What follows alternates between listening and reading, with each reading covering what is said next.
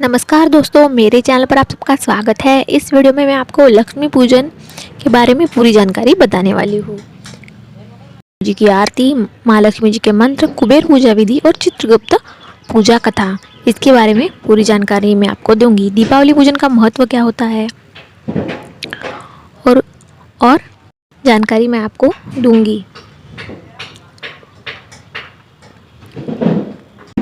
इस सब के बारे में जानकारी मैं आपको दूंगी। तो मेरे चैनल पर बहुत सारे वीडियोस डाले हुए हैं, आप उन्हें भी देख सकते हैं मेरे चैनल को सब्सक्राइब करके, और सब करना बिल्कुल फ्री है।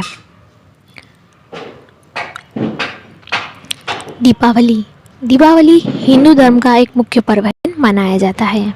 दिवाली को दीपावली के नाम से भी जाना जाता है।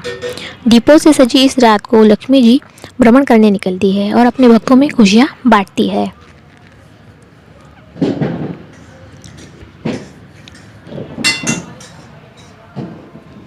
दीपावली के पर्व के पीछे की कथा क्या है? तभी से हर वर्ष दीपावली का पर्व मनाया जाता है। विष्णु पुराण के साथ साथ अन्य कई पुराणों में भी इसका वर्णन किया हुआ है। दीपावली के दिन लक्ष्मी जी की पूजा होती है। लक्ष्मी जी और गणेश जी की पूजा की जाती है।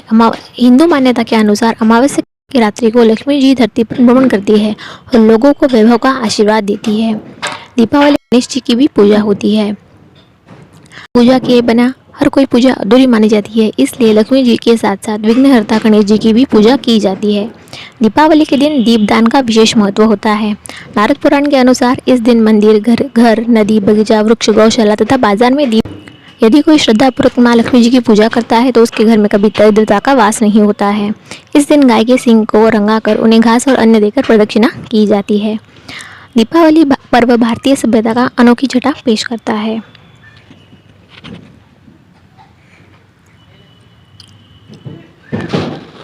दीपावली के दिन लक्ष्मी पूजा का विशेष महत्व माना गया है। इसके लिए कुछ चीज़ों का महत्व भी है। लक्ष्मी जी को जो चीज़ें विशेष प्रिय होती है उनका प्रयोग पूजा में किया जाता है। इससे वे शीघ्र प्रसन्न होती है। गुलाब के फल प्रिय है। फलों में श्रीफल, सीताफल, बेर, अनार, सिंघाड़े प्रिय है। सुगंधों में केवड़ा, गुलाब, चंद्र, इत्र, इनके इत्र पूजा में इस्तेमाल किए जाते हैं। अनाजों में चावल तथा मिठाई चढ़ाई जाती है। घर से बनी शुद्धता पूर्वक केसर की मिठाई, हलवा, शीरा ये नैवेद्य के रूप में चढ़ाया जाता है। प्रकाश के लिए मतलब दियों के लिए गाय, मूंगफली का तेल या तिल का तेल इनको शीघ्र प्रसन्न करता है। अन्य सामग्री में गन्ना, कमलगट्टा, खड़ी, बिल्वपत्र, हल्दी, पंचामृत, गंगाजल, ऊन का आसन, रत्न, आभूषण, गाय का गोबर, सिंदूर, भोजपत्र का पूजन।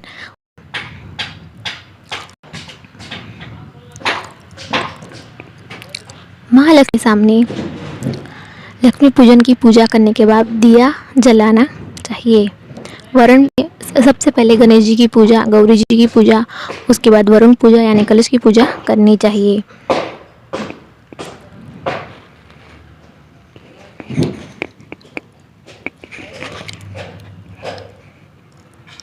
माँ लक्ष्मी अवश्य प्रसन्न होती है। पूजा होने के बाद लक्ष्मी जी की आरती भी आपको गानी चाहिए। अगर आपको आरती नहीं आती है तो आप मोबाइल पर या फिर टेप रिकॉर्डर, साउंड रिकॉर्डर पर आरती लगाकर गा सकते हैं। मंत्रों का आप इस्तेमाल कीजिए। वैसे तो मुझे भी बहुत सारे मंत्र पता है, लेकिन आपके लिए जो सरल हो बोलना, वो कुछ मंत्र मैं आपको लक्ष्मी जी का गायत्री मंत्र है। ओम श्री माँ लक्ष्मी च विद्महे विष्णुपत्नी च धीमहि तन्नो लक्ष्मी प्रचोदयात्। ओम। देवी लक्ष्मी धन और समृद्धि की देवी। मनुष्य का जीवन अधूरा होता है।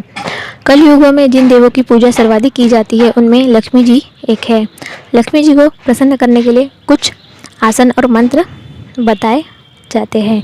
आपको जो सरल लगे, आपको बोलने में जो सुलभ लगे, उन मंत्रों का एक और मंत्र मैं आपको बता देती हूँ जो बहुत ही जाना माना मंत्र है और बहुत सरल भी है और कोई भी इसे गा सकता है। सर्वमंगल मांगल्ये साधिके शरण्ये त्र्यंबके गौरी नारायणी नमोस्तुते। ये भी एक मंत्र है। और एक मंत्र है ओम ऐं ह्रीं क्लीं। ये लक्ष्मी जी का नवार्णव मंत्र है। इसे शक्ति मंत्र भी कहते हैं। तो ये कुछ आसान मंत्र जिनका जाप करके आप माँ लक्ष्मी जी को प्रसन्न कर सकते हैं। या फिर पूजा करते समय अगर आपको अन्य कोई मंत्र ना आए तो आप इन मंत्रों का भी जाप करते हुए पूजा करते हैं। अब जानते हैं कुबेर पूजा विधि। आपके पास श्री कुबेर जी की मूर्ति है तो वह पूजा के उपयोग में आप ला सकते हैं। अगर आपके पास कुबेर जी की मूर्ति नहीं है तो आप तिजोरी के गहने कुबेर जी के रूप में मानकर उनकी पूजा करते हैं।